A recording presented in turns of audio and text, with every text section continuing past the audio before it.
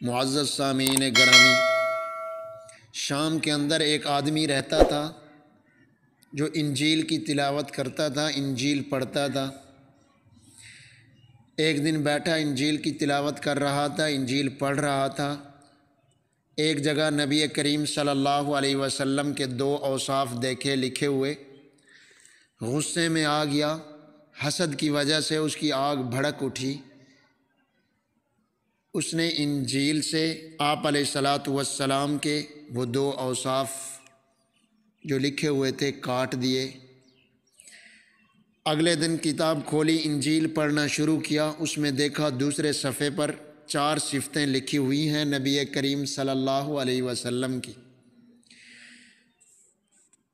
اس جگہ کو پھر مٹایا انجیل سے۔ اگلے دن تیسرے دن جب اٹھایا انجیل کو تلاوت کرنے کے لیے بیٹھا، پھر اگلے صفحے پہ دیکھا 4 صفتیں مٹائی تھیں، آج 8 صفتیں لکھی ہوئی ہیں، 8 صفات نبی کریم کی لکھی ہوئی ہیں۔ پھر وہ آدمی کہنے لگا یہ کوئی ضرور عظیم نبی ہے، کوئی عظمتوں والا نبی ہے، بڑی صفات کا مالک ہے۔ اگر میں نے اب یہ صفات مٹائیں تو کہیں خدا کی پکڑ ہی نہ مجھ پر آ جائے، کہیں خدا کی پکڑ میں، خدا کے عذاب میں ہی نہ آ جاؤں۔ تو وہ آدمی ایک بڑے راہب کے پاس چلا گیا اور اس سے جا کر پوچھا کون ہے یہ محمد صلی اللہ علیہ وسلم؟ اس نے کہا یہ یثرب میں آئے گا۔ مدینے کا پہلا نام یثرب تھا، پھر رسول کریم صلی اللہ علیہ وسلم نے اس کا نام مدینۃ المنورہ رکھا۔ دار الہجرہ والسنہ بھی اس کا نام تھا۔ دنیا ہجرت کر کے وہاں آتی تھی اور پاکیزگی والی زندگی سیکھتی تھی، اعمال والی زندگی سیکھتی تھی۔ وہ وہاں سے چلا رسول پاک صلی اللہ علیہ وسلم کی ملاقات کے لیے یثرب کی طرف، مدینہ کی طرف روانہ ہوا۔ جب مدینہ پہنچا، یہاں آ کر حضرت سلمان فارسی رضی اللہ تعالیٰ عنہ سے اس آدمی کی ملاقات ہوئی۔ اس نے حضرت سلمان فارسی رضی اللہ تعالیٰ عنہ سے پوچھا کہ نبی آخر الزمان کہاں ہیں، کہ محمد صلی اللہ علیہ وسلم کہاں ہیں؟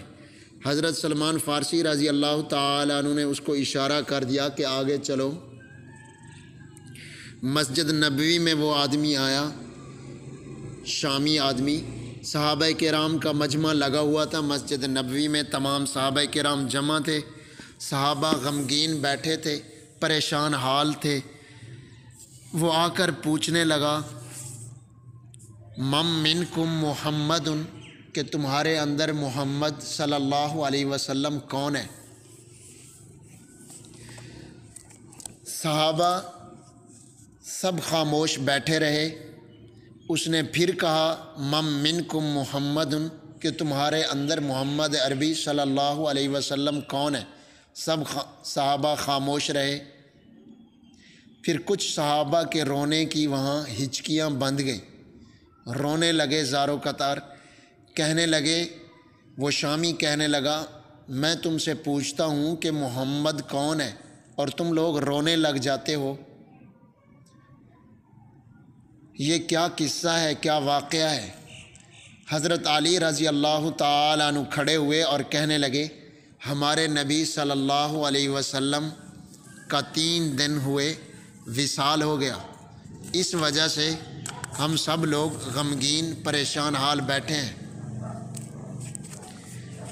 وہ شامی نے ایک سوال کیا، کہنے لگا حل منکم وصاف، کیا تمہارے اندر کوئی ایسا آدمی ہے جو رسول پاک صلی اللہ علیہ وسلم کا کچھ حلیہ مجھے بیان کر دے، رسول کریم کے کچھ اوصاف، کچھ وصف مجھے بیان کرے، مجھے یہ بتائے کہ نبی کریم کا چہرہ مبارک کیسا تھا، نبی کریم کن صفات کے مالک تھے؟ حضرت علی رضی اللہ تعالیٰ عنہ کھڑے ہوئے، فرمایا کہ آپ اگر دیکھتے نبی کریم صلی اللہ علیہ وسلم کو تو پھر حضرت علی نے حلیہ بیان کرنا شروع کر دیا۔ فرمایا اگر تو دیکھتا نبی کریم صلی اللہ علیہ وسلم کو تو فخمم مفخمن، نبی کریم نے بڑا جلال تھا، آپ صلی اللہ علیہ وسلم کا قد مبارک لیس باطول ولا باقصر، نہ زیادہ لمبا تھا اور نہ زیادہ چھوٹا تھا، لیکن آپ علیہ الصلاۃ والسلام درمیانے قد کے تھے۔ یہ آپ علیہ الصلاۃ والسلام کا معجزہ تھا کہ جہاں کھڑے ہوتے تو صرف آپ نظر آتے تھے۔ یتلألؤ وجہہ تلألؤ القمر، آپ صلی اللہ علیہ وسلم کا چہرہ مبارک ایسا چمکتا تھا لیلۃ البدر، جیسے 14ویں رات کا چاند چمکتا ہے۔ رجل الشعری، آپ صلی اللہ علیہ وسلم کے بال مبارک نرم اور گھنگریالے تھے۔ لیس بالجعد القطط ولا المسترسل ولا السبوتۃ، بال مبارک بالکل سیدھے بھی نہیں تھے اور بالکل گھنگریالے ہوں ایسے بھی نہیں تھے، بلکہ ہلکے سے بل کھائے ہوئے بال تھے۔ آپ صلی اللہ علیہ وسلم کے بال بہت ہی حسین تھے۔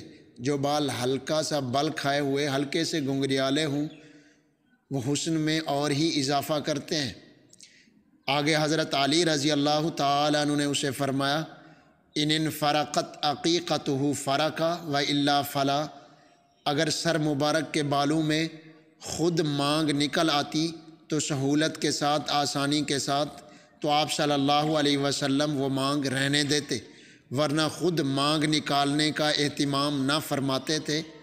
اور کبھی تو آپ صلی اللہ علیہ وسلم نے بالوں کو یوں ہی چھوڑ دیا، کبھی بالکل ایسے ہی چھوڑ دیتے، کنگھی کا اہتمام ہی نہ کرتے تھے، کنگھی نہیں فرماتے تھے۔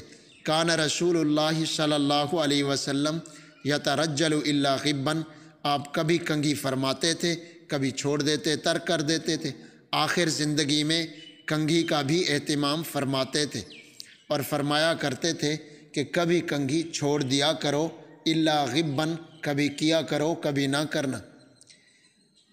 ایسی بھی عادت نہ بنا لو کہ ہر وقت زیب و زینت میں ہی لگے رہو، جیسی عادت عورتوں میں ہوتی ہے، مستورات میں ہوتی ہے۔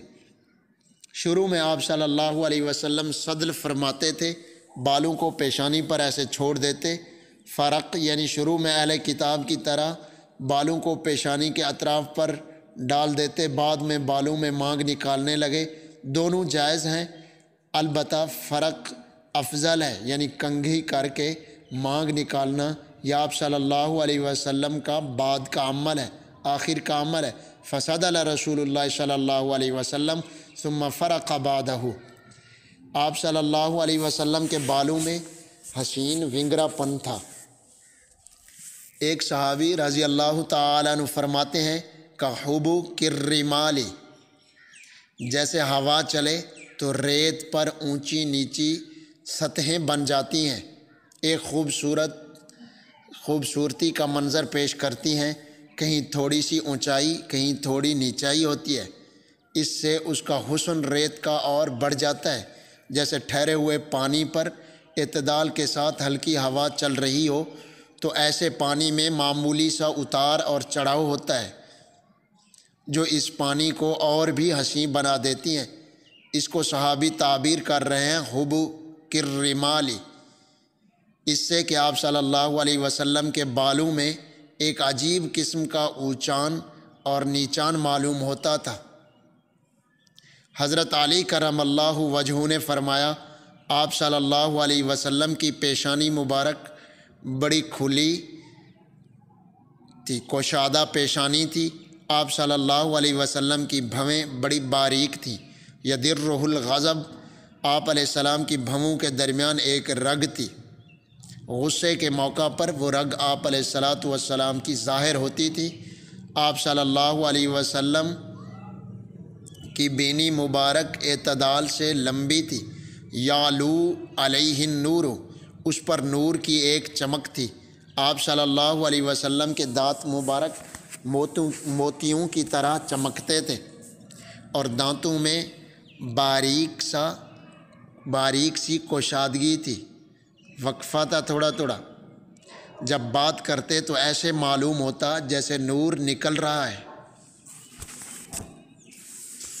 آگے حضرت علی نے فرمایا قص اللحیہ، آپ علیہ الصلاۃ والسلام کی داڑھی مبارک بڑی گھنی تھی، آپ علیہ الصلاۃ والسلام کے رخسار مبارک پچکے ہوئے نہیں تھے کہ اندر گھسے ہوئے ہوں، اور نہ ہی باہر کو بہت زیادہ نکلے ہوئے تھے۔ پھر فرمایا گردن مبارک ایسی تھی اور لبہ مبارک سے حلق سے نیچے ناف تک ایک باریک بالوں کی لین جاتی تھی۔